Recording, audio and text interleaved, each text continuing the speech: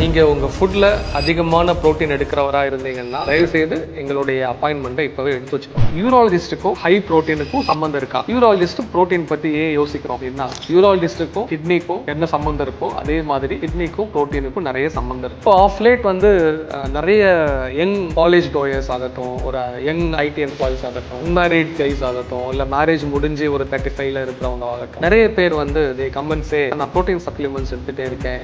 Urologist வந்து protein powder எடுக்கிறாங்கன்னு சொன்ன உடனே எங்களுக்கு ஒரு பயம் வந்து, என்ன பயம்னா நிறைய ஃபர்ஸ்ட் டைம் ஸ்டோன் ஃபார்மர்ஸ் வர ஆரம்பிச்சிட்டாங்க. ஃபேமிலியில் யாருக்குமே ஸ்டோனே இருந்திருக்காது, கிட்னி ஸ்டோனே இருந்திருக்காது. ஆனால் ஃபர்ஸ்ட் டைம் இந்த மாதிரி இருக்கிற ப்ரோட்டீன் அதிகமாக சாப்பிட்றவங்களுக்கு வந்து குட்டியாக 4mm 5mm கிட்னி ஸ்டோன்ஸ்னால பெயினோட வர்றவங்க நிறைய அதிகமாயிட்டாங்க. சரி, ஸ்டோன் மட்டும்தான் பிரச்சனையான்னு கேட்டால் ஃபெயிலியர் வரதுக்கான வாய்ப்புகள், ஏர்லியராகவே வரதுக்கான வாய்ப்புகள் இந்த மாதிரி இம்ப்ராப்பர் ப்ரோட்டீன் இன்டேக்னால வர்றதை நாங்கள் அதிகமாக கவனிக்க ஆரம்பிச்சோம். நார்மலாக ஒரு இண்டிவிஜுவலுக்கு ஒரு கிராட்டினின் 0.6 1.2 வரைக்கும் இருக்கிறோம். கிராஜுவலாக 1.3 1.5 எல்லாம் 23-24 வயசுலேயே வரும்போது இவங்க 40-50 வயசுல வரும்போது என்ன ஆகுமோங்கிற பயம் வந்துருச்சு. இப்போ ஏன் தான் ப்ரோட்டீன் எவ்வளோ அதிகமாக எடுக்கணும் அப்படிங்கிற ஒரு கேள்வி எங்கள் மனசில் வருது. அப்போ நாங்கள் அவங்கள்ட்ட இன்ட்ராக்ட் பண்ணும்போது அவங்க சொல்றது, நான் வந்து நிறைய ஒர்க் அவுட் பண்ணிட்டு இருக்கேன், எனக்கு வந்து நிறைய ப்ரோட்டீன் தேவைப்படுது அப்படின்னு ஃபீல் பண்ணுறாங்க. நீங்கள் அவசரமாக உங்கள் பாடியை மாற்றணும் அப்படின்னு நினச்சிங்கன்னா அது வந்து டபுள் எட்ஜ் வெப்பனாக மாறதுக்கான வாய்ப்புகள் அதிகமாக இருக்குது. நீங்கள் கிராஜுவலாக மாற்றணும் அப்படின்னு இருந்துச்சுன்னா அப்போ உங்கள் மசில் ரெக்கவரிக்கு தேவைப்படுற அளவுக்கு ப்ரோட்டீன் நீங்கள் எடுத்துட்டீங்கன்னா போதும். ப்ரோட்டீனோட சேர்ந்து மறக்காம plenty of water, அடிக்குவேட்டா வாட்டர் எடுக்காம இருந்தீங்கன்னா கிட்னிஸை பாதிக்கிறதுக்கான வாய்ப்புகள் ரொம்ப அதிகமாக வந்துடும். ஸோ உங்கள் ப்ரையாரிட்டி என்னங்கிறத முதல்ல சூஸ் பண்ணிக்கோங்க. கிட்னி வேணுமா, ப்ரோட்டீன் வேணுமா, இல்லை என்னுடைய பிசிக் வேணுமாங்கிறத டிசைட் பண்ணிக்கோங்க. மூணுமே வேணும்னா கவனமாக உங்களுடைய ப்ரோட்டீன் சப்ளிமெண்ட்ஸை ஹேண்டில் பண்ணுங்க.